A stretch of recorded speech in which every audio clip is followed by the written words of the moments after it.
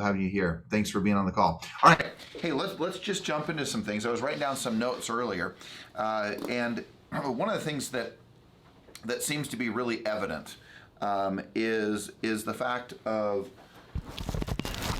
just cut myself. Holy cow!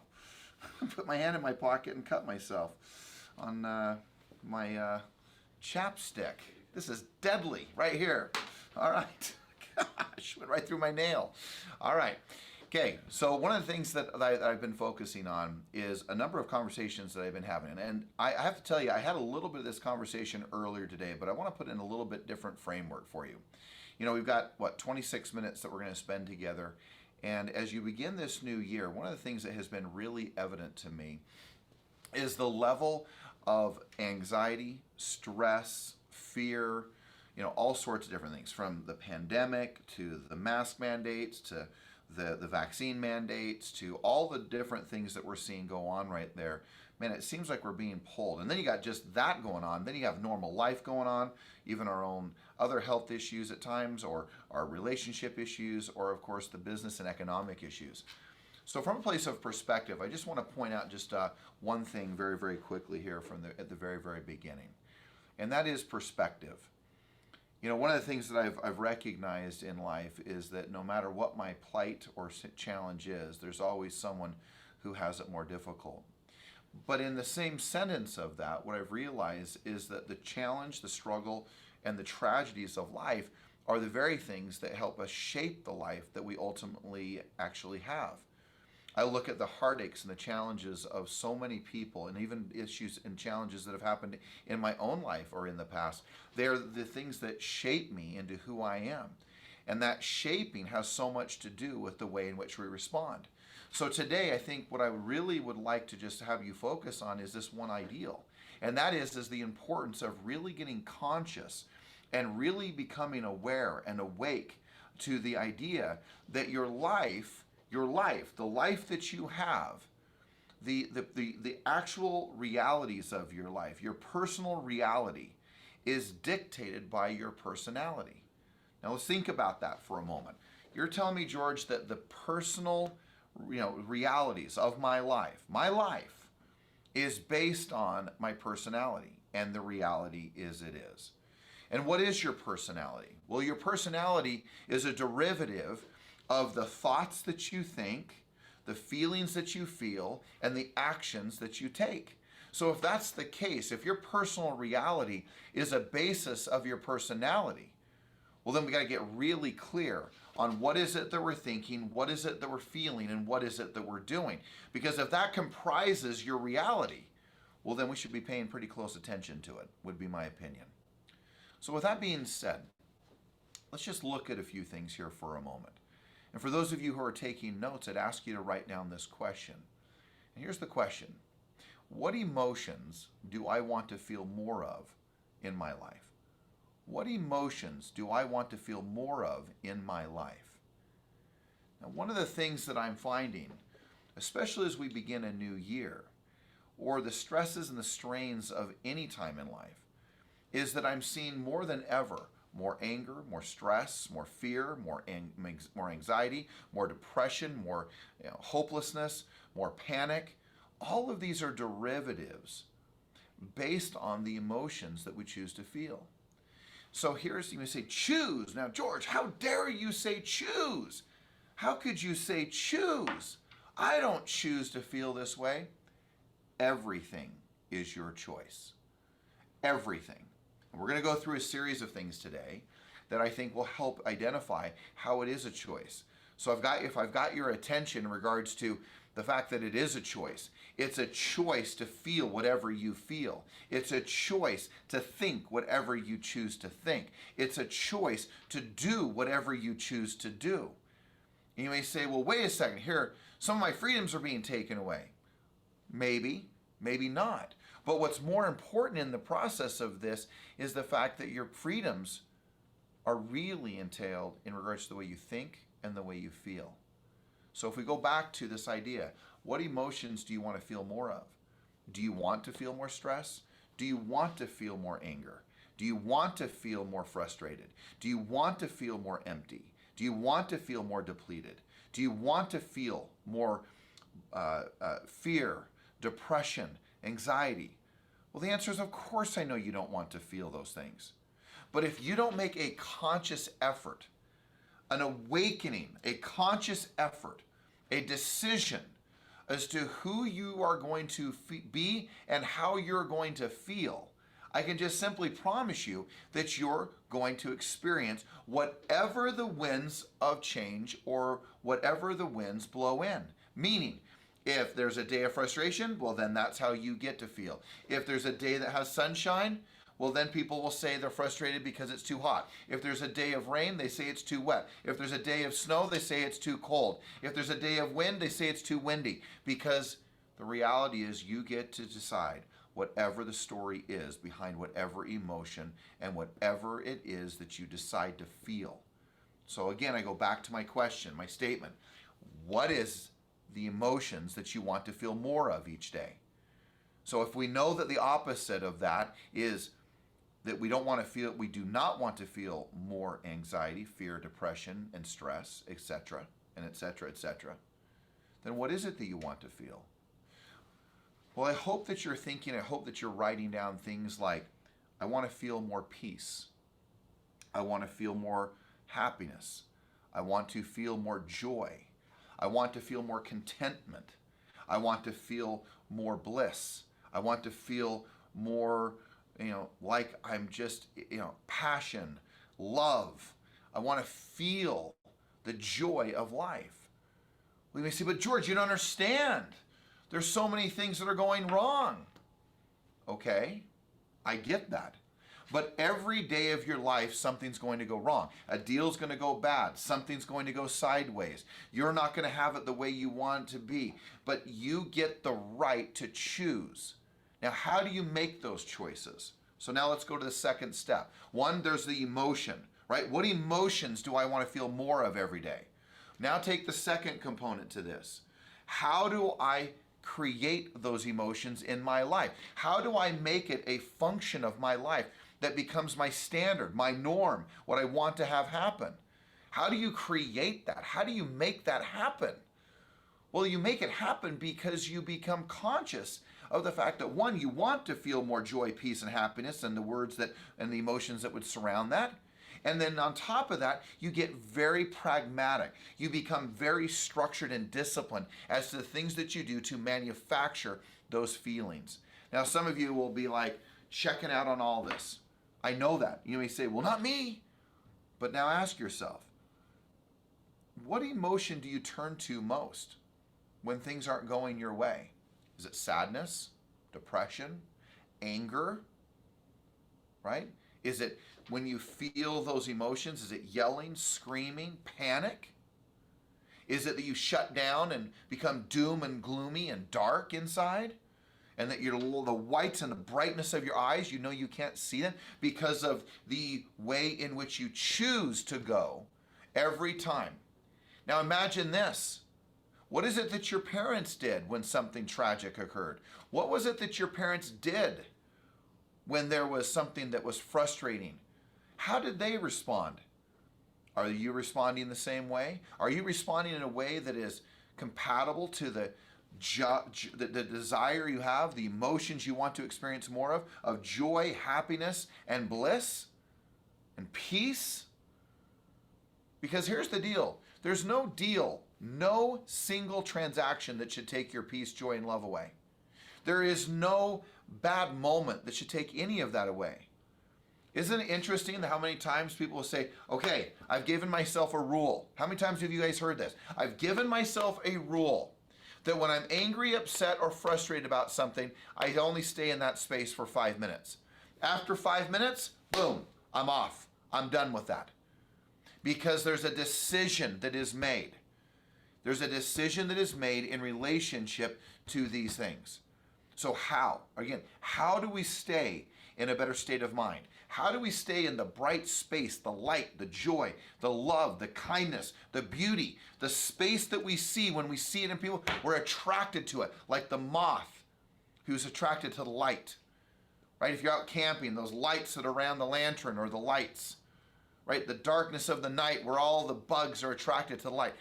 Are you that light where people are attracted to it? They want to be part of it because of the decisions that you've made of who you choose to be. Now, earlier this morning, I talked about a decision that I'm going to encourage you to make. I remember that I was showing up, and there's a little more to this story now, I can share it because we have time, but I remember I got really agitated at an employee of a particular bank. Some of you know the bank's called Zions Bank. Some of you don't, never heard of it. But this bank teller made me really frustrated, and I lost my cool. I got a little snippy, snappy, condescending, and really kind of just laid into them because they were making some mistakes. As I walked away from that moment, I felt the heaviness of the moment. I shook my head and said, oh my gosh, what are you doing? What are you doing? Because I had before made it a statement of who I wanted to be, the person that I wanted to be. So there's 3 questions that our good friend, who many of you know, I mean, I say good friend, meaning he's a friend from association of watching and listening to so much of his stuff, but of Deepak Chopra. Now Deepak, if you haven't heard of him or know much about him, he's really about finding that center, a connection to the divine or to God, right? And the thing that's interesting about Deepak is that Deepak has 3 fundamental questions that he always likes to ask. And I've talked about these before several years ago, but I just want to bring up 3 of them right now. And if you can, write these down. If not, if you're driving along, just think about them for a moment. Don't search for the answer. Let the answer come to you. And the first question is this: who am I? Well, in the midst of this story with this individual, this teller at the bank, I realized that I had started to describe who am I. And I started to realize that I wanted to be someone who was inspiring, who was loving, that when anyone showed up in my life, their life was better because I was there. And I have to tell you that at that moment, I realized that that bank teller's life was not better because I showed up. In fact, it was worse because I showed up. It was not even near as good because I showed up, because I had hurt her feelings, because I'd gotten snippy and gotten a little condescending, if not a lot condescending, and I realized that's not who I am. So the question I pose to you, who are you? Who am I if I'm talking in first person? Who am I? Am I a person of inspiration? Am I of joy, light, and love? Am I someone who wants to give of my heart and my soul? Who am I? Well, that's for you to describe, but I would encourage you to take the time. Pull out that journal and write out and describe to yourself, who are you? And if you're not the person you want to be, well, then that's the process we're going to go through. We're going to take a few more minutes on that. But that's okay, because frankly, there's always the next level. But if you don't get clear on who you are, like, are you okay where your knee-jerk reaction is frustration, anger, and getting mad when something doesn't go your way, or tragedy strikes, or challenges occur? What is your knee-jerk emotion you go to? Is it one of peace and calm, or frustration and anger? Is it one where you run away from a situation, or is it you embrace the situation because of the leader that you've become? When we know who we are, we begin to craft a life, a story, an emotion or emotions, and actions in alignment with that. So remember, it's so important individually for us to know who we are. It is critical to the outcome of knowing who you are from the standpoint of what you craft. Second question I want you to write down: what is the purpose of your life? The one thing I've realized is that when you have a deep level of purpose to your life, now I've described this very quickly, and this is again one of Deepak's questions that he said for years, but he realizes that when people have a purposeful life, it's a much more happier life. So I want to ask you, what is your purpose? What are the reasons why you do what you do? Why are you doing, what is it about you that makes up you? What is the reason you're on this earth? I always love what John Maxwell said. He said 2 of the most greatest days of one's life, if not the most important days of one's life, is the day they were born, and then the day that they figured out why. The day they were born and the day they figured out why. It's often been said that there are only two lives. We each have two lives. One is the day we were born. The second is the day we figured out that we only have one life. The second one begins. Gang, knowing who I am, who you are, knowing what my purpose and the reasons that drive my life, and then the third is what he always asks is, what are we grateful for? What are you grateful for? Are you grateful for the sunshine, your awareness, your consciousness? Are you aware of the gratitude, right, that fills your soul, your mind, your heart, your emotional heart, and your body? Because fear and gratitude cannot coexist. So what are you grateful for? Over the years, as I've studied many things, as I know many of you have, it's come to my conclusion that this life is so much based on the way in which I respond to it. What I feel is based on my emotion. What I experience is based on what I allow myself to experience. And so just a few thoughts here in regards to the how. Giving you some tools. Questions. We're going to give you some tools in a moment.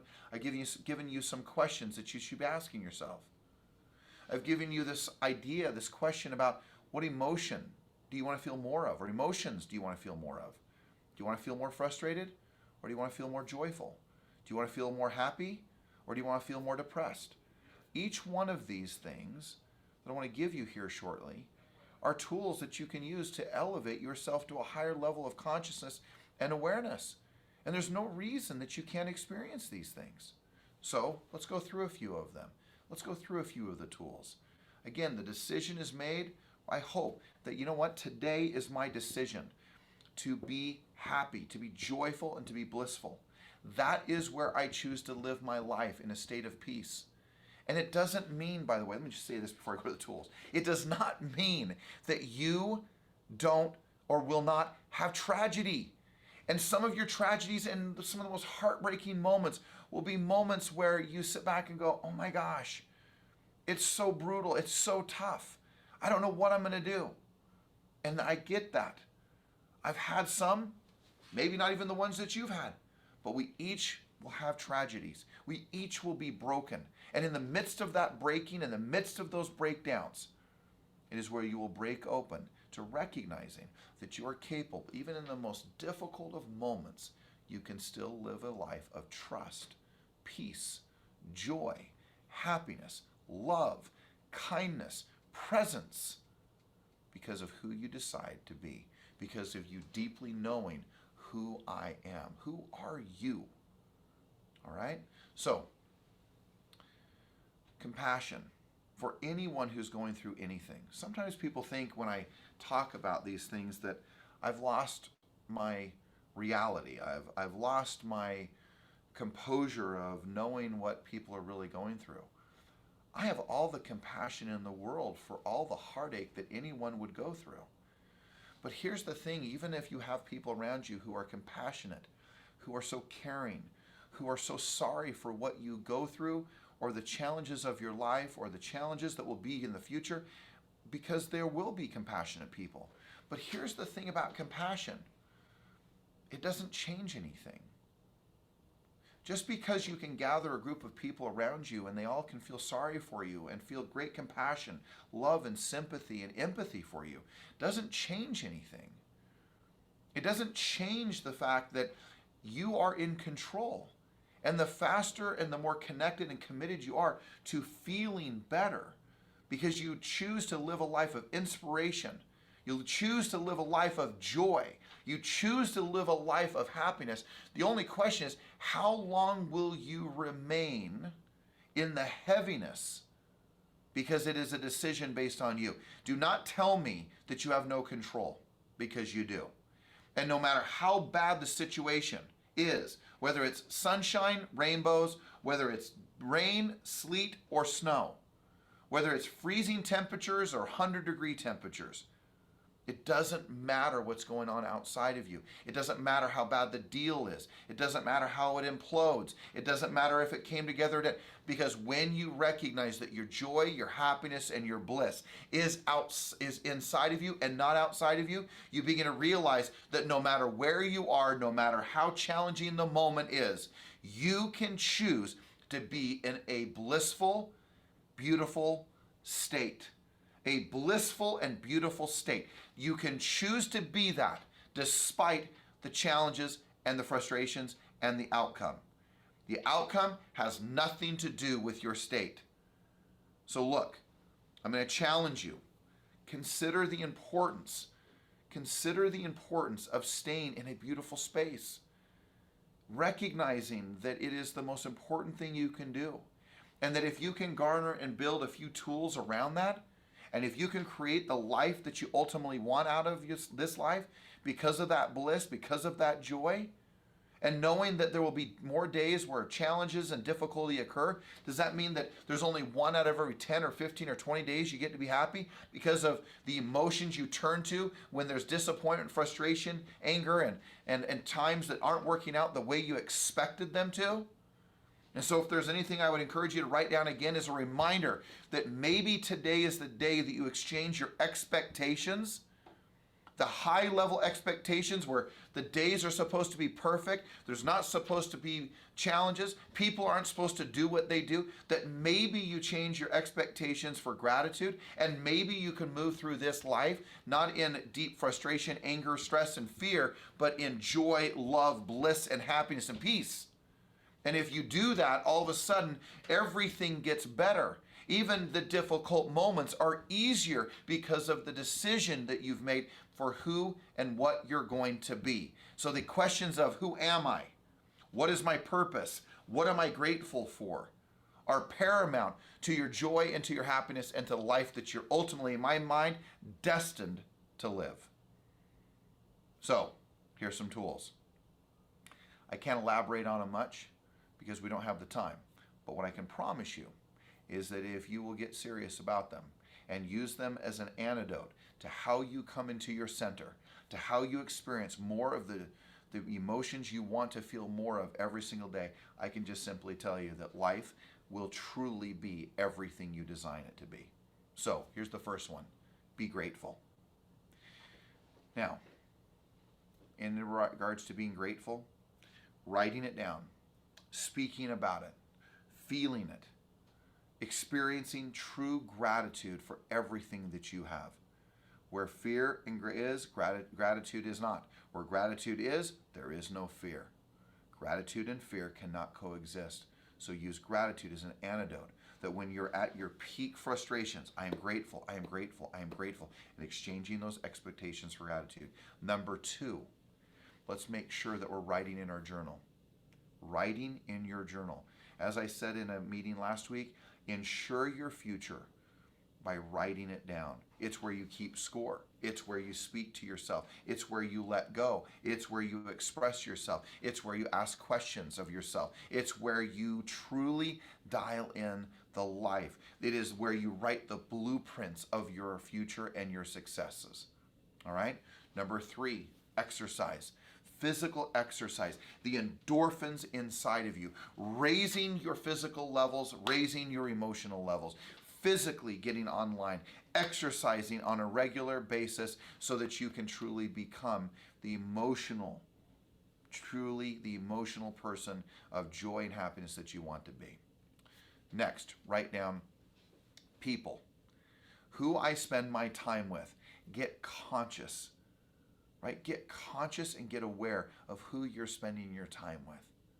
Next, write down reading. Write down reading, listening. Reading and listening and watching. What are you listening to? What are you watching? What are you truly reading? Are you reading books that are empowering you? One of my favorite books is Andy Andrews' book, The Traveler's Gift by Andy Andrews. I would encourage you to read it. If you haven't read it, and if you have read it, maybe you're just reading the chapter of the choices that we each have, decisions that we each need to make. 7 decisions he speaks about, but the one that seems to be the most meaningful to me is the decision that I choose to be happy. I choose to be happy.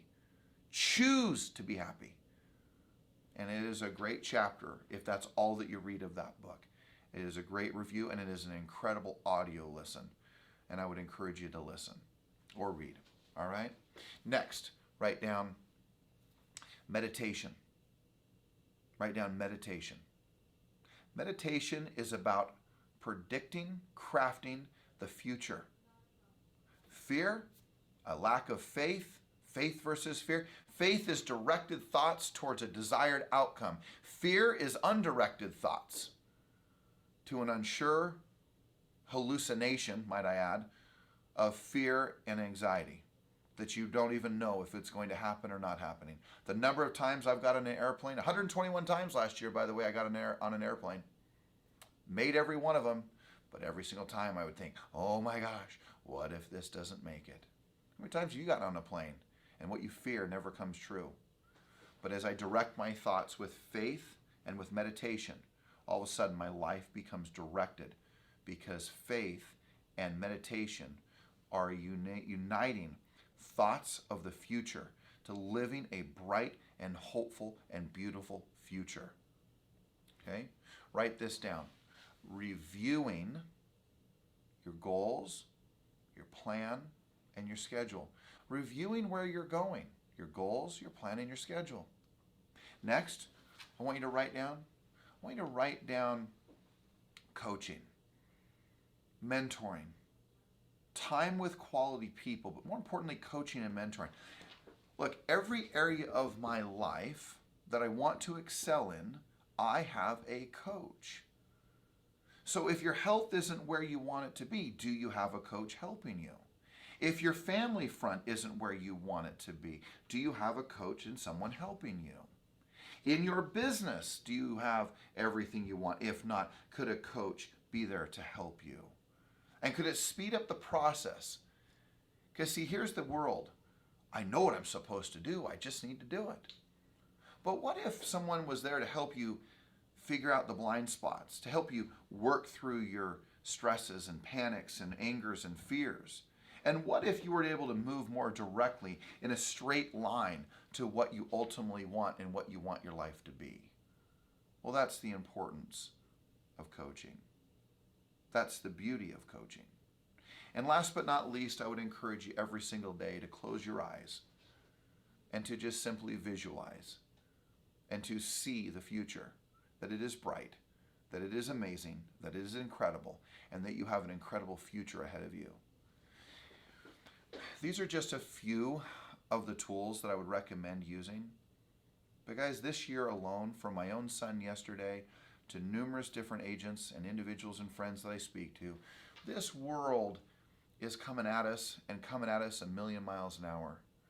And I just want to encourage you that with that, you need to build a fortress. You need to build an army of ways in which to create more joy, more happiness, and doing more of what you need to be doing. Many of you may be getting a call for the attendance to our Elevate event. We're not only are we doing it live, but we're also doing it in a video with Zoom. I hope that you'll sign up. Dylan and a few of our salespeople are calling. I hope that you'll attend. That's here in just a couple of weeks. But I would just encourage you to recognize that there's nothing about your life that you can't figure out. Nothing. So take the time and the energy. And here's the thing, by the way, I might just say, I'll close with what I said to my son yesterday. I said, hey, even if you're wrong amidst all this panic and frustration and stress about some hard issues that he's having, even if you're wrong, even if you're right, let me say that right. Even if you are right with all the panic, stress that you're having within your heart, maybe you are having palpitations, maybe this will be your last day. I said, would you be happy with the day that you've lived today based on the fact that if it was your last? What if today you never woke up? And what if today you knew man, I wasted my very last day in the heaviness, the darkness, the anger, the frustration, and always thinking, I'll have a better day in the future. Or what if I don't make it? What if I die? What if it doesn't work out? What if the deal doesn't come together? Panic, panic, stress, stress, fear, fear, fear, stress, stress, stress, anger, fear, stress. Well, what if you never got that day back? Hence, right? Live every day as if it's your last, because maybe it is. Just a few minutes ago, just before I started this call, I sat down with a friend of ours, many of you, right? Jeff Wilcox, who only just a few weeks ago lost his wife. 38 years old, or 39 years, I think 39 years old, not even 40, passed away. Unexpectedly, shockingly unexpectedly. Look, but I was so proud of him as I sat with him this morning, and I could not believe how he's managed through what he's managing through, and the way in which he's chosen, and what he has chosen to feel, and the story that he's telling himself, and the way in which he chooses to focus. Guys, in closing, you have the right to choose to focus on whatever you choose to focus on. You have the ability to craft whatever story you want after that. Here's my focus. Here's my story. And third, your actions, what you choose to do afterwards. Every one of us can design a new story, and every one of us this moment can choose to focus. Hence, there's people who focus on the glass half empty. There's people who choose to focus on the glass half full. There's people who choose to be an optimist. There's people who choose to be a pessimist. It's all a choice as to what you choose to focus on. It doesn't mean that tragedy doesn't occur.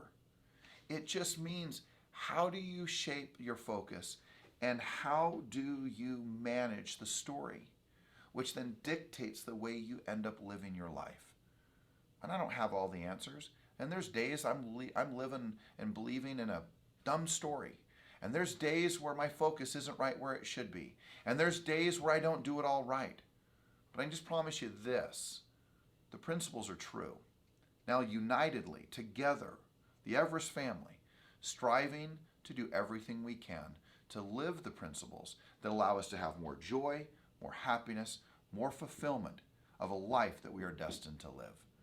Guys, have an extraordinary month, week, year. Here you are at the beginning of the year. The ability to hit a little bit of a reset, to go live and to create and to have the life that you ultimately deserve, to experience more of the emotions of joy, bliss, love, peace. Go do that. Deals will come and go. Tragedies and struggle will come and go, as bad and tough as they may be, not making light of any of them. But you have a life to live, a life that you should be living with more joy, peace, and happiness is my hope for you guys. All right? Have an extraordinary week, and let's make it a great year. Hope to see all of you tomorrow at the summit, which will be broadcast live throughout the entire organization. And it's going to be a great event. We're going to get deeper into these types of things. We've got a great message for myself and John Syatt, I believe, or actually I believe Jeremy Laguerre. I think, I don't know, I know a bunch of guys are speaking. I know I'm speaking, so be there. All right, guys, have a great week, and we'll talk to you soon, okay?